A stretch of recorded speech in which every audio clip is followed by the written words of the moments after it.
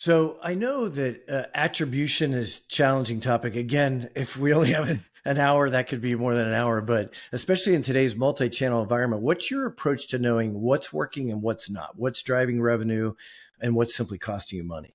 Yeah, so the A word, we tend to leave the A word questions on my podcasts to the end because nobody ever really wants to talk about it. Thank you for putting it right at the top of your show You so that we bet. can't bypass it. Well, look, I think it's complicated. There's no right or wrong answer.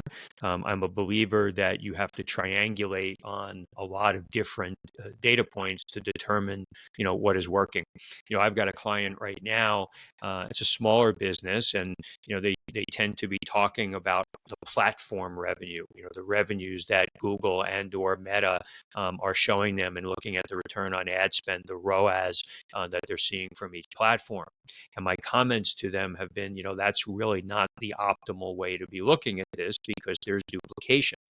Again, not to be the old guy on the call, but on the video, on the podcast. But when you go back to things when web started to become more important, a customer placed an order either through their desktop or their mobile device. There wasn't this back and forth movement across devices. They tended to either buy through Google, through search, or they tended to buy through being driven by an email. There were fewer tactics that were actually contributing to the order. Now, today, there are multiple devices before a customer makes a purchase, and there are multiple tactics that they touch, hence the need for trying to triangulate and attribute the sale to a particular device and or tactic. So, there are many tools out there. Good attribution tools are very, very expensive in my experience. You can, kind of muddle your way through with a Google Analytics or now a GA4 and some of the other less expensive tools that are out there. I'm not sure that spending hundreds of thousands of dollars on attribution tools are going to give you substantially different answer than what some of the less expensive tools might be. Last click is still something that lots of people are using. Last click defined as giving credit to the last channel that a customer clicked on right before they made a purchase. So I guess I don't know if I answered your question because I'm not sure there's an answer. The fact is, attribution is important. You really need to know which of the channels are contributing to driving that purchase so that you can change your channel mix, where your spend goes.